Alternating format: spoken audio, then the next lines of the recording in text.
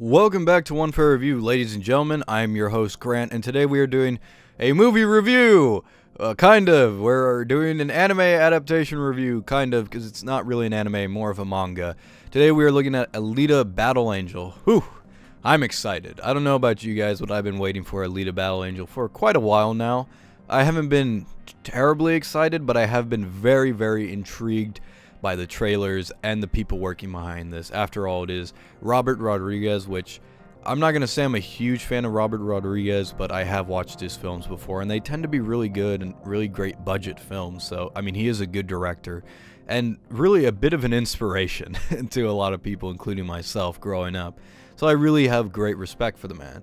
And then, of course, there's James Cameron. I mean, who isn't influenced by James Cameron? I'm sure most people in the industry nowadays look at James Cameron and just like, wow, like he's accomplished a lot, because he pretty much is the king of cinema. And in terms of Alita Battle Angel, the writer himself did say that he did base a little bit of Alita Battle Angel based on James Cameron's visions before, not his literal visions, I mean his films that he has made. So obviously a lot of people have taken inspiration from him, so I was very interested to watch this movie. And let's be honest, it's been a long time since I've done an anime adaptation review. The last one I did was on Death Note, the Netflix series, the Netflix movie Death Note, and it wasn't good. It wasn't good. And then before that, I did Ghost in the Shell from 2017, which I still do enjoy that movie. However, it's not a terrific movie, and I will go into that a little bit more as we continue with this video. So in terms of an adaptation of manga, it is kind of hard to do when it comes to a Hollywood film. And this is something that I think everybody should realize. Adapting Japanese media to American media doesn't always work. Most of the time it becomes worse than it actually is. A good example would be sort of like something like Hunger Games compared to Battle Royale, where Hunger Games is crap and Battle Royale is actually cool.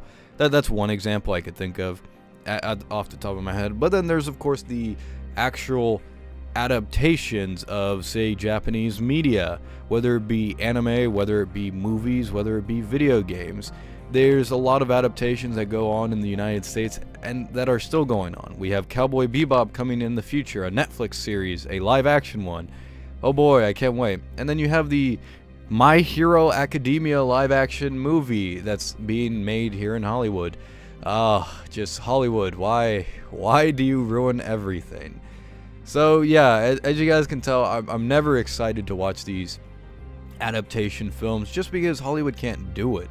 They can't make IRL just manga adaptations or video game adaptations at that. It's hard to do. And I'm not just saying this as exclusively an American thing. This is also something that Japanese media can't really do either. I've seen many Japanese films that are adaptations of manga or anime, and they just suck. They're horrible. A good example would be the Kakaguri Show, which was a live-action just rip-off of the anime, and it sucked. It was horrible. So I'm never excited to watch these adaptations. On rare occasions, I'm interested, though. Getting back to Alita Battle Angel, going into the theater, I went in pre-launch day. It came out on Thursday. I went in on a Wednesday, and I watched the movie in a big theater. Not too many people were there, unfortunately, but then again, it was a pretty out there theater. I had many expectations for Alita Battle Angel leading up to the release, and I just wanted to see how they would do the adaptation, if they were going to do it correctly, if they would be able to adapt the manga, they did a really good job. The screenplay was written by James Cameron, and he did an excellent job of adapting the manga to a movie, to a Hollywood movie format. It's brilliantly written. The formatting and the structure of the film work very, very well. And the best part about it is, unlike, say, Ghost in the Shell, which changed major themes and major aspects of Ghost in the Shell, the world, to fit a more generic Hollywood movie, this one doesn't really do that. This very much takes the story of Alita Battle Angel and changes very few insignificant details that really don't matter, and details that really only help the movie in terms of a movie. Now I say that because there are certain aspects of the manga that they changed that wouldn't work if it was going to be a Hollywood movie. You can't condense a big manga into a movie successfully, so there are going to be changes. You do need to make some changes in order for it to work in a structure. And I was really impressed with the movie of how James Cameron wrote it, because he knows what the audience wants, and he knows how you should adapt a manga into a film, and he really did capture the spirit of Alita Battle Angel that way. So the basic story of the movie is pretty much Ido, Dr. Ido, who is played by Christoph Waltz, which I will talk about him in a minute, discovers a android in the dump under Zalem, and he takes it home to rebuild it and uses a body to recreate her. Once he recreates her, he names her by Alita because she has no memories, and then Alita, as she is getting used to the world that she lives in, she figures out she has strong powers and is an excellent fighter. And the story continues from there as she meets various characters. She meets a love interest by the name of Hugo, and then she gets into problems with a guy by the name of Vector, who is the main villain in a way. He's not really a villain, but I will discuss that shortly as well. And that's the basic plot. There's a lot more to it, honestly, and not a lot that I want to give away because I do want people to watch this. But the story, like I said, was well crafted.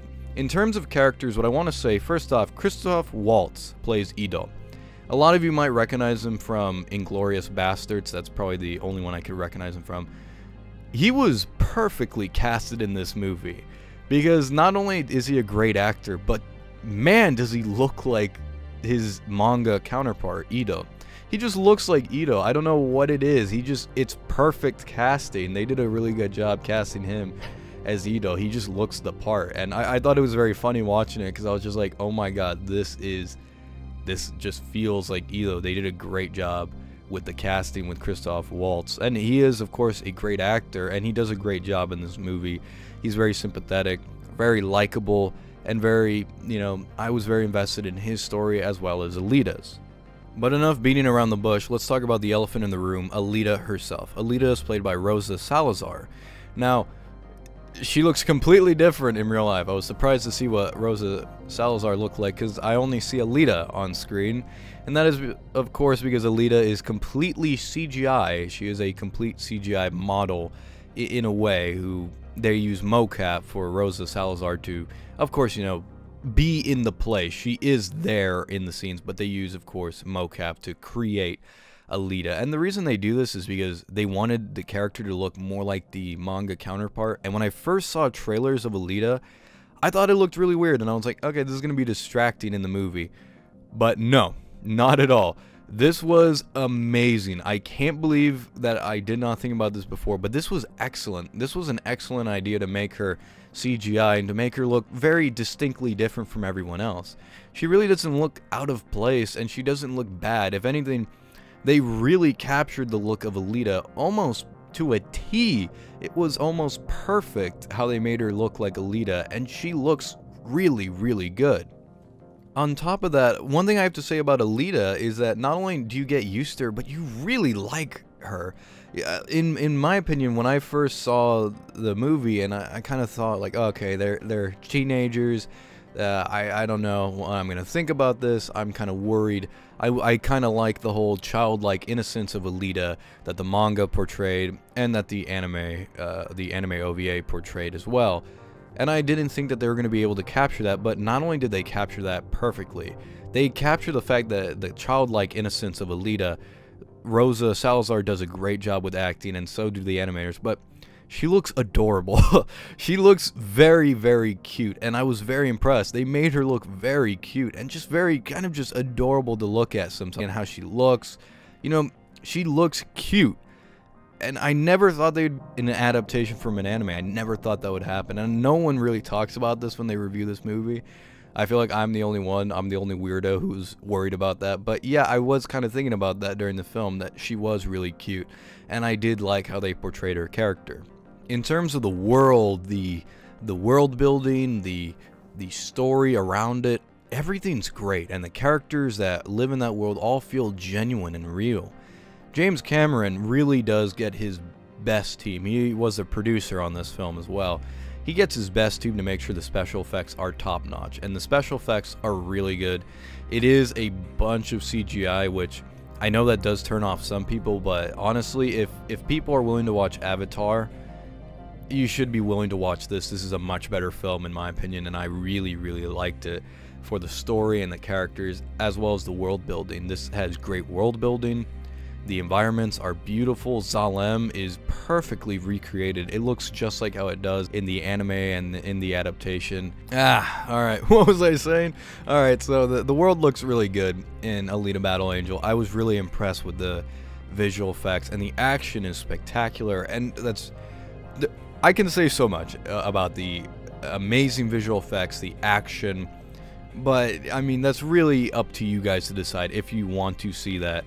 I'm personally a sucker for sci-fi, and of course I do like the manga Alita Battle Angel, and I do like the anime OVA Battle Angel. I really like that stuff, so this is the kind of stuff that I really wanted to see portrayed well in the movie. The world building, like, they don't change a lot. Only a few things, like I said, are changed, and they're usually done for the better. For instance, a big change is Hugo's character. Hugo's definitely changed from the manga and the anime OVA, whereas in those he was more of a dick. Here he's a lot better, as in he's a lot nicer. There's also a few hunter warriors that I really would have liked to see but don't show up. And there, like I said, there's a few things that are changed, but really they don't matter in the adaptation. It's just a different thing. It's just like told a different way, and there's nothing wrong with that. The core theme is still there. Now, I know some people are going to have issues with this movie in terms of Alita herself being kind of a Mary Sue. Within the context of the story, she's not a Mary Sue. You could tell what she is. I'm not going to spoil anything, but there's a reason why she's a great fighter, and it has nothing to do with being a Mary Sue. Even though I know a lot of people are just going to say that because they don't want to like something like this. And I know there's a lot of people out there who are very close-minded. Just look at the reviews. A lot of people giving this movie negative reviews just because, oh, it's so weird, or oh, it's so out there. Like, oh, I don't want this. And then they watch Captain Marvel and they're like, that's completely normal. They go on to watch Infinity War and they're like, oh, a big green guy? That's completely green guy. Yeah, a green guy fighting a giant purple guy with a glove that can destroy the universe. That's normal. But then they look at Alita Battle Angel and they're like, oh no, let's get away. I want people to have an open mind. Have an open mind towards this movie, and if you're that close-minded that this movie just looks weird to you, I don't know why. I would have a hard time believing how Avatar ever managed to reach just $1 billion then, or $2 billion, I think it reached. So I do want people to go into this with an open mind. This is obviously very different, and I want to see more movies like this come out of Hollywood, more creative movies, not generic schlock that I'm always seeing coming out of Hollywood. I want something new, and I think this is one of those. And based on the ending of this movie, it does look like they plan to have a sequel. Even if they don't, it ends very satisfying anyways, so I really enjoyed the movie. To finalize my thoughts on Alita Battle Angel, and as an anime adaptation, they did a great job. In terms of an anime adaptation, I would have to give this my highest rating of a 10 out of 10 in terms of adaptation. Adapting a story into a movie format, this is the best that I've ever seen, out of Hollywood at least. Seeing them adapt the story of Alita Battle Angel, which is a Japanese manga, almost perfectly onto the big screen is very, very, very well done. And I wouldn't be surprised if this movie wins an Oscar or wins awards in general. It is a really great film, and I do like the people behind it, and it really is captivating. In terms of a movie overall, there are a few problems I have with it, but other than that, nitpicks mostly, but other than that, or say personal problems that I prefer in the manga or anime compared to this, but that really doesn't matter at the end of the day. It really doesn't matter. This isn't a perfect film, and I'm not going to give it a 10 out of 10, but I will give it a solid 9 out of 10 and my personal recommendation. I really do recommend you guys watch this. It is a really good anime adaptation, and probably this is the best anime adaptation I have seen ever. It is really, really good. The days of Dragon Ball Z movie are long past us. Now we are getting good stuff like Alita Battle Angel. I thank James Cameron for making this movie such an enjoyable film to watch, or producing this movie at least, trying to work hard, 20 years trying to get this movie out. I'm glad he didn't give up, and I really am thankful to Robert Rodriguez for directing a very, very fun, engaging film. I enjoyed this movie. The audience enjoyed this movie. We gave this movie a standing ovation, which that doesn't happen often anywhere. So if that means anything to you, I really do recommend you guys watch this movie in theaters, especially in 3D, by the way. I did watch this movie in 3D. It's the first 3D movie I've watched since God, I don't even know. So, and yeah, I do recommend watching this 3D. It's actually really good. It was very enjoyable. James Cameron seems to be the only one who can do that very well.